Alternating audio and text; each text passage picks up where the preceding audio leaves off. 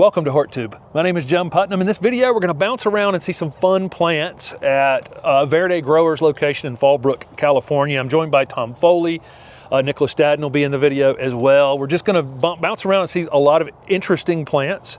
And we're going to start with this autumn bonfire azalea. Azalea from Encore Azaleas. Yes. So the difference, the unique thing about all the Encores is that they bloom in the fall. Yeah, right. As well as the spring. And we're filming this in the beginning of mid-November. Yes. And it's got flowers on, which is just remarkable. Yeah. All those old-fashioned azaleas that you used to see from your grandmother's house didn't bloom in the fall, right? One and done. Yep. This, look at that. It's got great flowers on it. It does, and Bonfire will reach somewhere in the 3 to 4 foot range if you need one that's a little smaller than this. The other really red one is Autumn Fire. That's slightly more of a dwarf, but the foliage looks great on these. You guys have done a really great job with these. Yeah, we've got a really great grower here who stays on top of the fertility and the watering. We're in a different climate. This is not where they're selected. This is not the Southeast United States. This is Southern California. It can be hot, dry. We've gotten 100 degrees here. Yeah. And when it gets 100 degrees here in the summer, it's 10% humidity.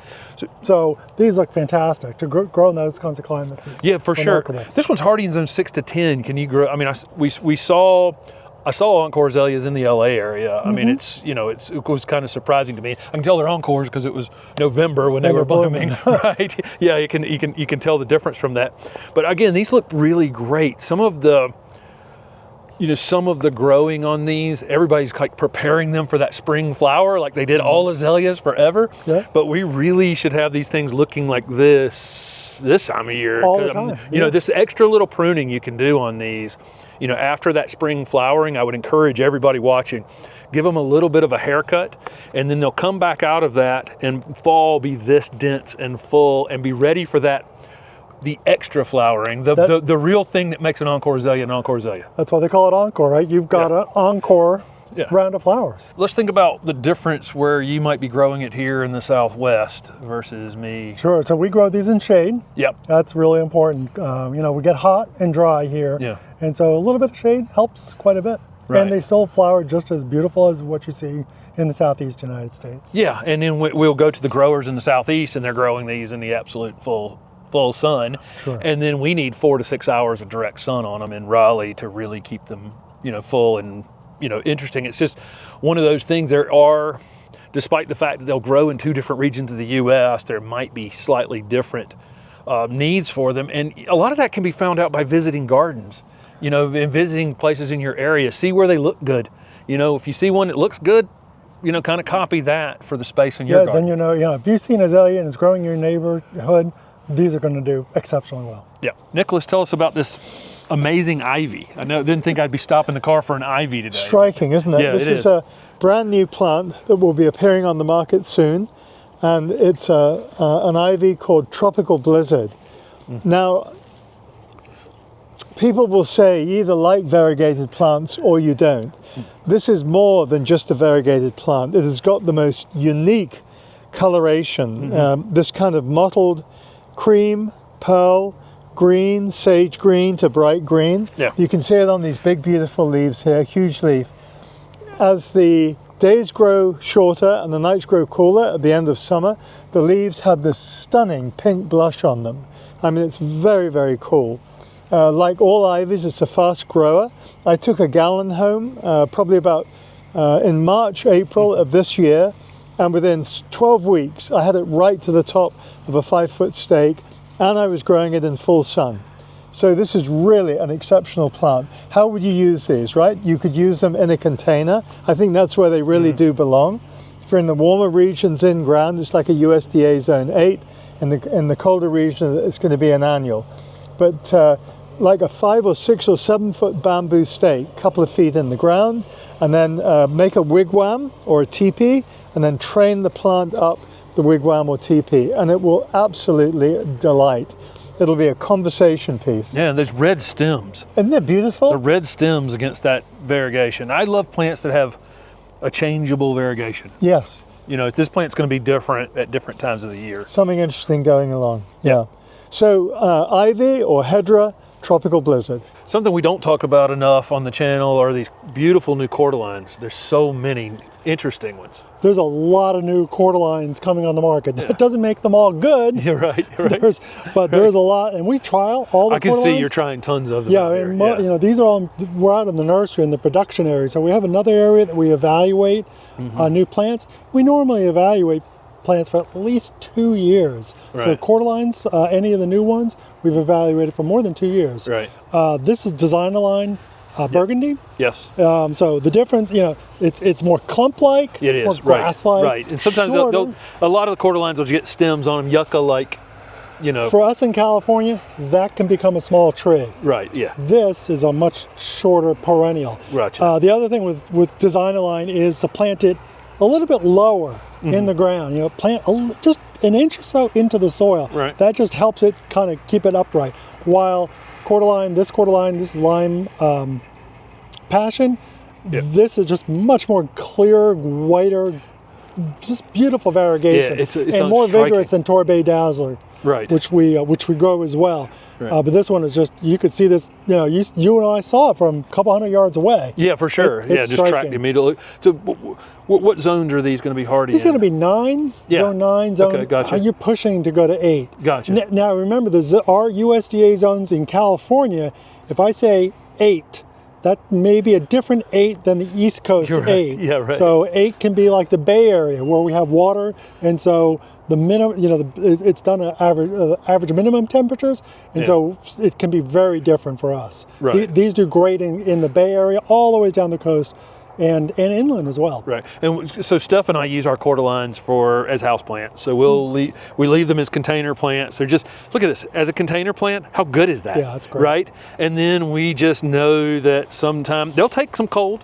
I mean, they'll take, you know, we were talking about zone 9, that's 20, you know, that's 20 degrees, 25 degrees, something like that. So we can leave them out until they get a frost, you know, light frost or whatever, and then we'll bring them in at that point. Yeah, sure. You could bring them in just a garage and just not overwater them. The risk is they want to be dried down. And if you want to overwinter them, you know what my recommendation is? Put an ice cube on it. Oh, okay, just let that melt. Real slow, slow watering. Yeah, nice, beautiful. So Steph and I do a lot of traveling. A lot of that traveling's in the southeast, and of course, when we get down to Charleston and south around to Florida and along the Gulf Coast, you see foxtail ferns all over the place. And here we are in California. So you guys are growing, we're growing and selling a lot of foxtail ferns. Yeah. So talk to folks about them. Great for shade. Yeah. Fairly dry shade. We sell the heck out of them, you know. They're popular here in California for landscape. That's how they're used. Yeah. And normally people plant, you know, either do one or two things. Plant 1 or 2 or plant drifts of them. Yeah. Because they're very durable plants. Evergreen. And we always see them like this, neat and orderly. Yep. You know, they're neat and orderly in the landscape. Yeah. Yeah, they don't seem to take off running and... Correct. Yeah, they'll stay clump. They're not going to spread. Is this a particular variety? No, this is regular Meyer Foxtail Fern. Gotcha. And the different colors in the growth, as the new growth emerges, it has some of that burgundy in it and then slightly chartreuse colors in it. Yeah, you'll go from dark green, you'll get a little bit of chartreuse. Every once in a while you'll see a variegated branch through the beds. Just is what it is. You see a little bit of burgundy there as you go into the winter time. I have to say, when we see this and they're really neat and orderly somewhere, I almost go, is that real? It kind of looks a little plastic. It does look a little plastic. Yeah, they're so uniform and so neat that they almost look fake sometimes. Yeah, they definitely do. But I mean, obviously these are, you know. Yeah, they're very real. They're very real, and I wanted to stop and talk about them because we just have never. I think we've covered them maybe one time in a garden down in Florida. Once, but that's it. It's one of those plants, you know, if you don't live here, so it's like, oh, that's really, you know, you don't know what you don't know until you learn it and realize, oh my gosh, you could plant the whole, which we do. Obviously, you can see the beds of them. There's a lot of them. There's a lot of them. And by May or June of next year, there won't be a Yeti. We'll saw through them all, Beautiful.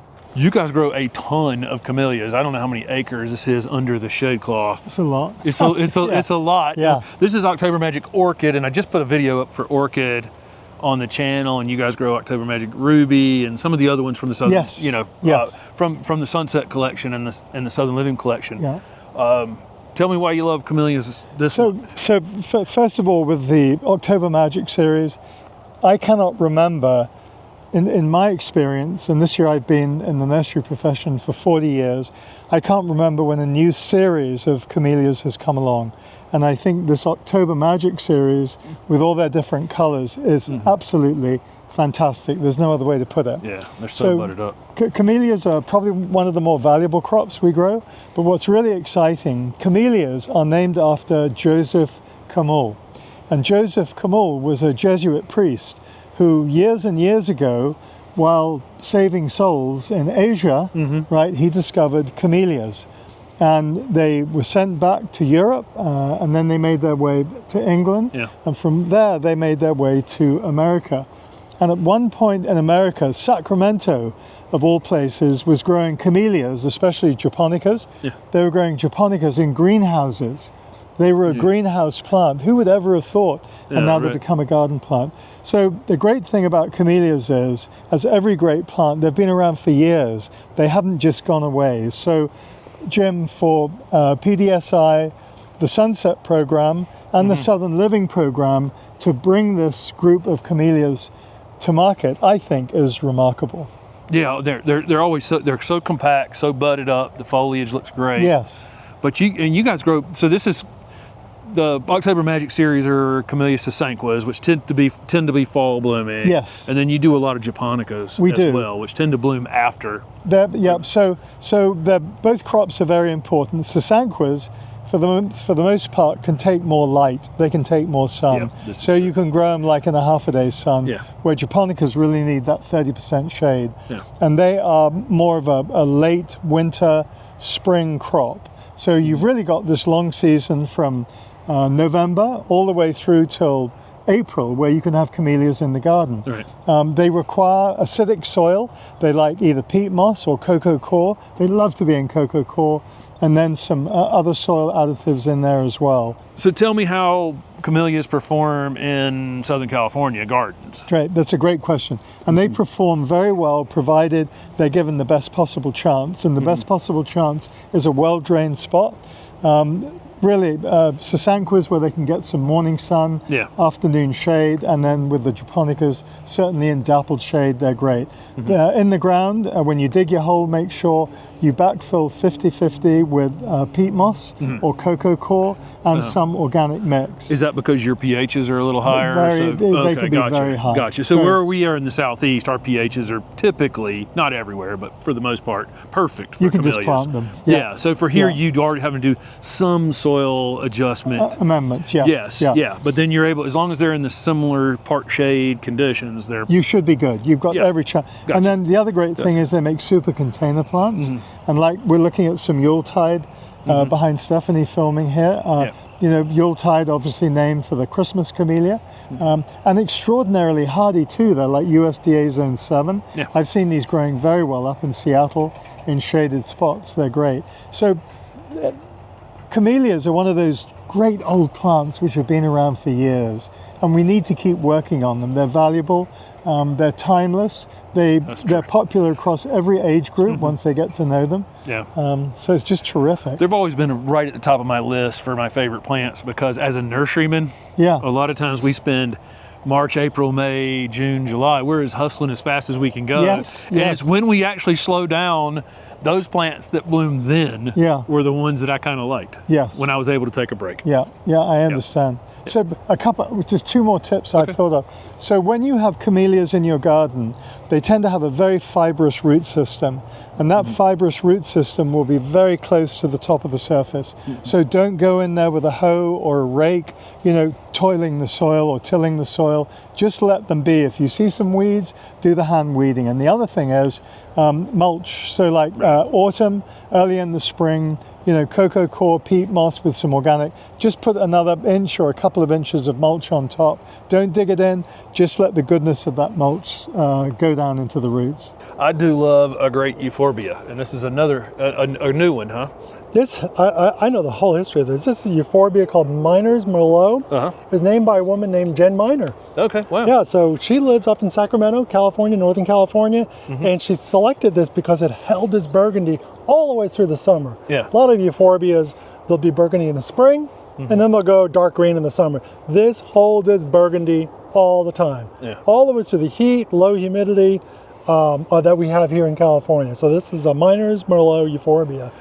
Yeah. Okay. So where can this can take full sun in the landscape? Full sun in the landscape. Okay, low gotcha. water use. You know, a lot of Euphorbias are low water use. Right, So that's really important for us. For sure. Great in containers, as well in the landscape.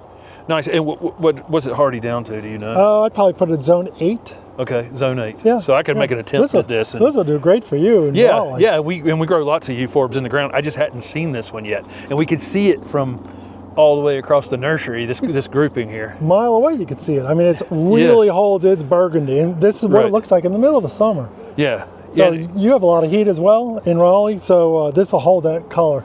Really, it's got great texture. It's got great. It moves in the wind a bit. It'll show off other annuals. Maybe Absolutely. lighter, light white.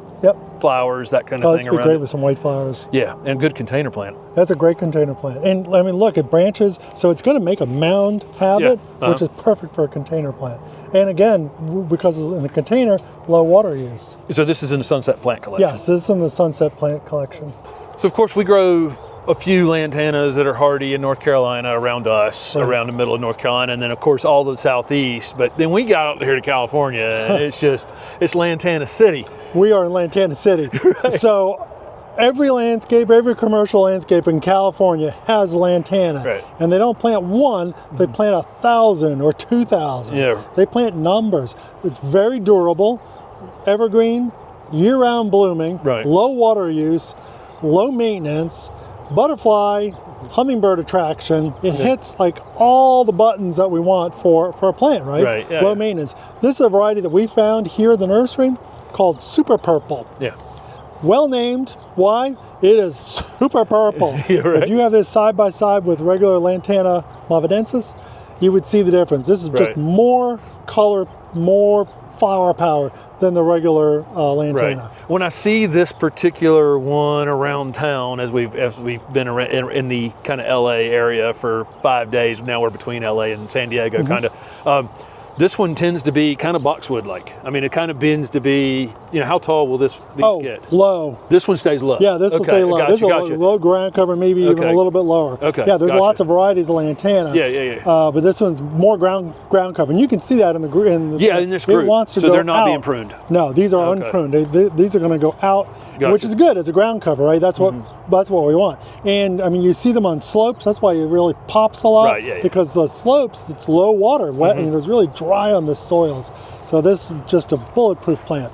Yeah, I did a video on moving lantana like 2 years ago, and a lot of people have watched that video because they do have a kind of a tap root. They'll root deep aggressively down in the soil, which is probably good for Southern California. Yeah, for California, Arizona, and the places where we grow lantana, that deep taproot is critical so that they're getting water from down low, and then we don't have to water it, right? Or we water it less. So how you're saying of course they're evergreen here. For us, we have about 4, maybe 5 varieties that we can grow that are true perennials that we can kind of rely on, and we have to spring plant them in order to make sure they go through that first winter. They need to be sturdy. But for you, they're going to be evergreen. How many months of the year are they going to bloom?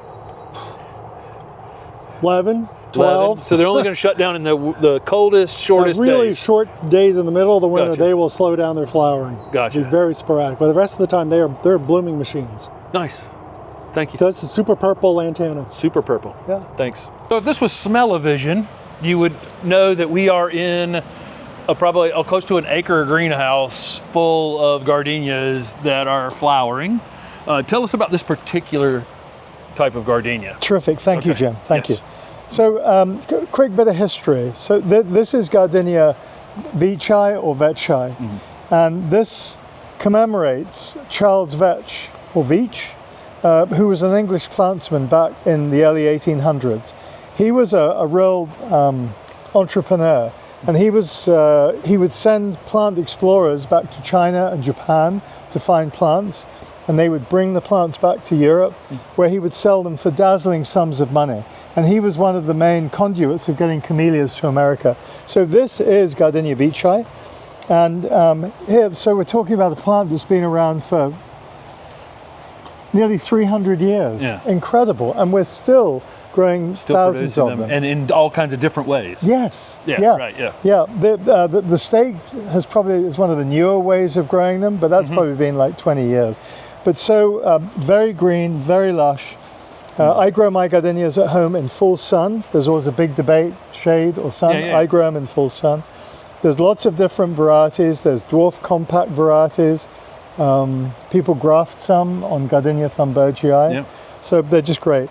On their care, they love being in a container. They do. And that way you have more control over them. The soil, peat moss, acidic soil, which is great. Cocoa coir, I've mentioned before.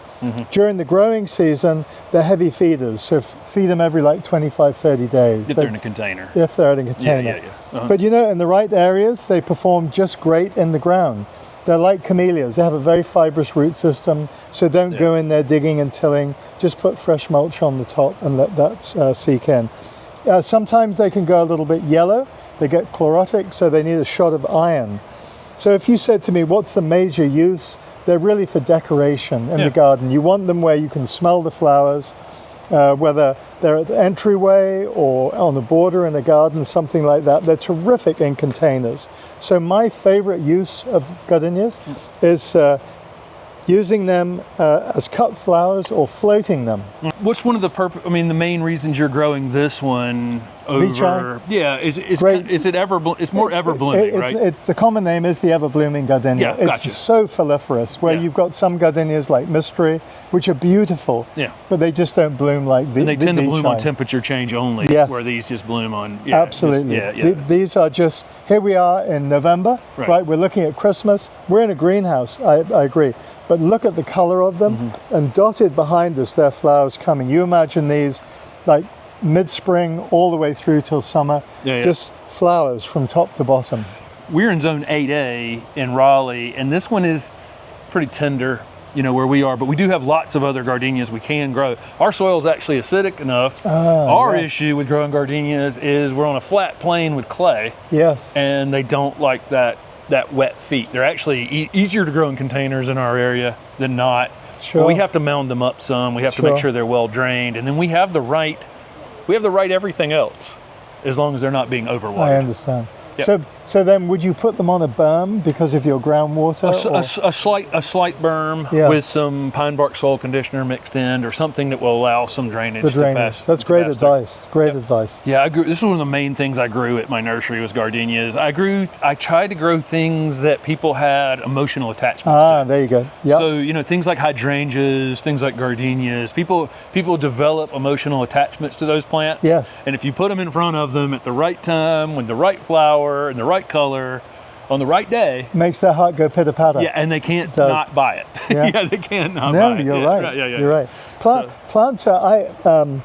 I believe this to be true. There's still something like 85% of people who go into a garden center, they don't know what they want, but they go in there because they love plants.